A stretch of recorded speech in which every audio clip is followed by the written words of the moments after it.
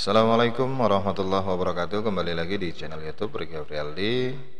Pada kesempatan kali ini kita akan coba melanjutkan pembahasan tentang komponen elektronika, khususnya jenis-jenis kapasitor dan fungsinya. Di video-video sebelumnya saya sudah menjelaskan jenis-jenis resistor ya, baik resistor Fiset, kemudian resistor variabel, dan ada jenis dioda serta transistor di video sebelumnya. Nah, kali ini kita akan coba membahas tentang jenis-jenis kapasitor ya. Nah, bagi rekan-rekan, bagi siswa-siswi yang membutuhkan informasi ini ya, yang pastinya tonton video ini sampai selesai agar tidak gagal paham. Terima kasih bagi yang sudah subscribe, mendukung di channel ini sehingga dapat notifikasi video-video terbaru dari saya. Kita coba lihat ya, langsung saja penjelasan tentang jenis-jenis kapasitor. Nah, kita lihat di sini ya, kita coba tampilkan ada sebuah gambar yang sumber informasinya saya dapat dari teknikelektronika.com ya. Ini terima kasih kepada teknikelektronika.com yang telah memberikan gambar ya, yang nantinya akan kita coba bahas satu persatu tentang nama komponen, gambar dan simbol dari sebuah kapasitor. Kalau kita lihat dari sini ya, ada 6 jenis komponen ya, 6 jenis komponen. Yang pertama ini adalah kapasitor keramik, gambarnya seperti ini ya. Nah, ini yang model SMD ya, yang lebih kecil. Pada komponen-komponen elektronika yang handphone, komputer ya, LCD, LED, televisi, dia model kapasitornya seperti SMD, kecil seperti ini. Kemudian simbolnya kita lihat ada 4 kapasitor yang simbolnya sama seperti ini, yang tidak ada polarisasinya, tidak ada polaritasnya ya, tidak ada positif dan negatif, boleh sembarangan dipasang ya. Kita lihat di sini ada kapasitor keramik, ada kapasitor polyester, ada kapasitor kertas, kapasitor mika. Nah, ini kita lihat kapasitor elektrolit ya. Kapasitor elektrolit ini yang sering kita jumpai ya, di bagian televisi, kemudian PCD, amplifier, ini sering kita jumpai. Yang ini untuk khusus di laptop, biasanya laptop, di motherboard komputer ya, dia lebih kecil. Nah, simbolnya seperti ini. Ada 3 dalam rangkaian yang sering kita jumpai simbolnya. Ada yang seperti ini positif, kemudian negatifnya ada juga yang diberikan. Yang ini juga seperti ini, yang positif ada tanda, biasa juga ada tanda negatif diberikan. Yang ini juga positif, yang kecil, yang besarnya jadi negatif.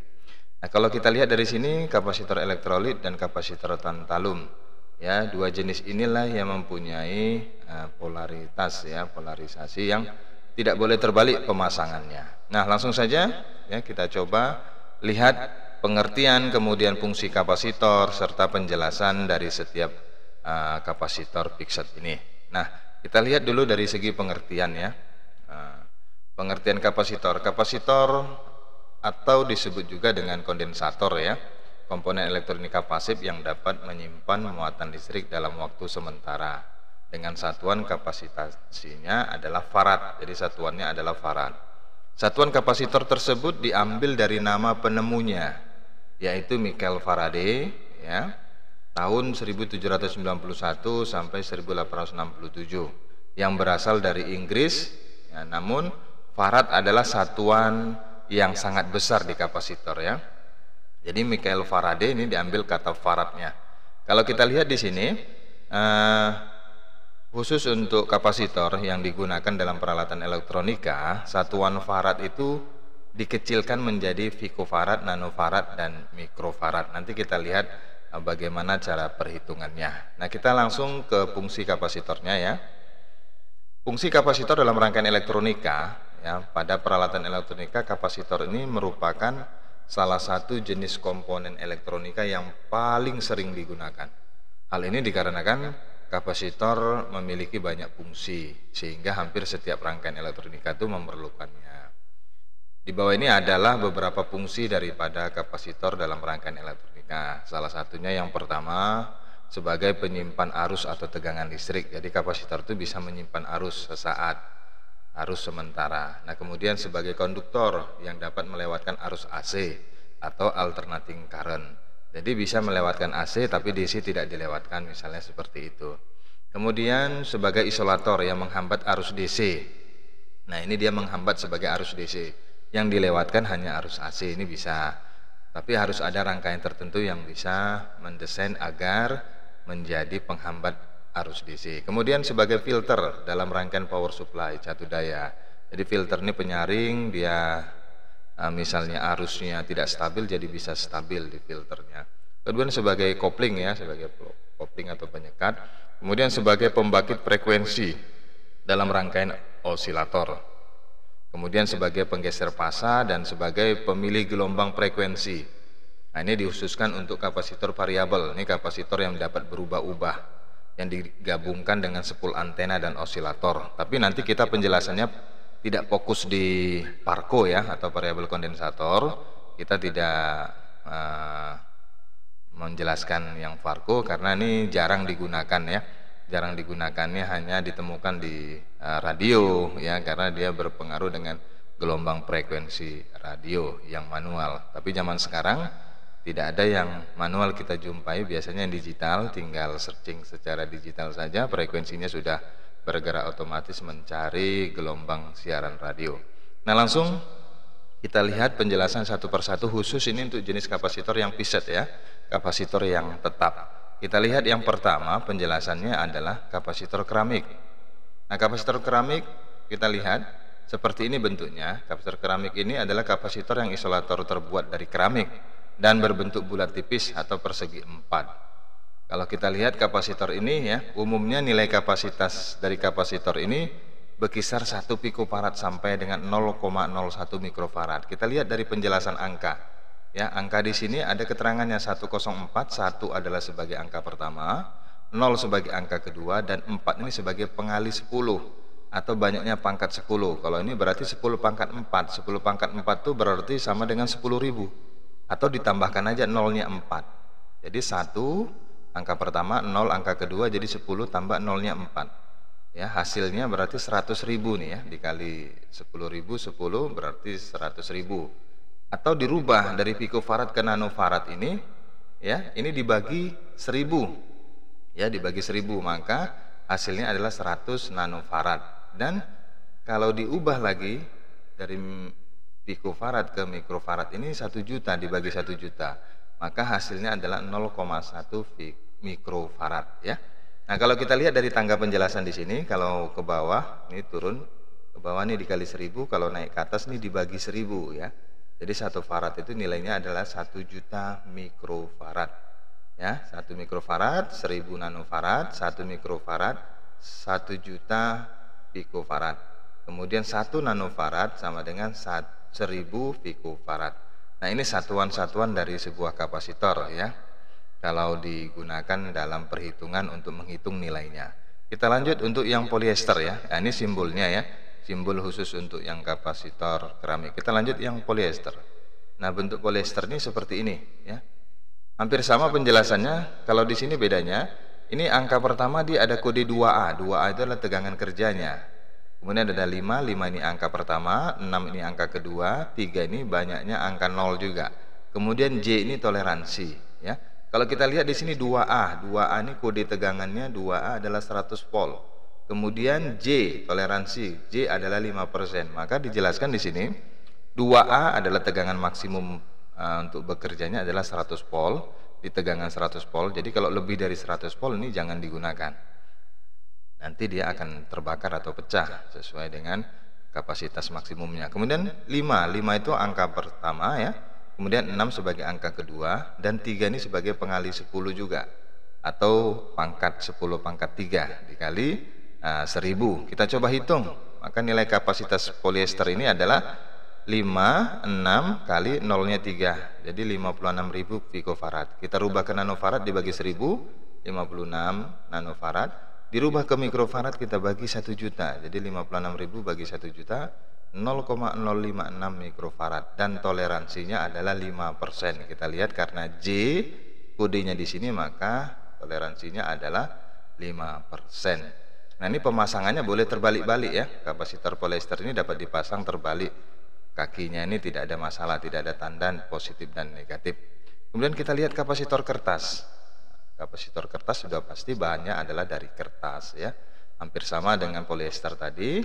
satuannya pun masih dalam picofarad dan mikrofarad. Kalau kita perhatikan di sini ya, ini ada berbentuk ya seperti kertas yang kilat ya.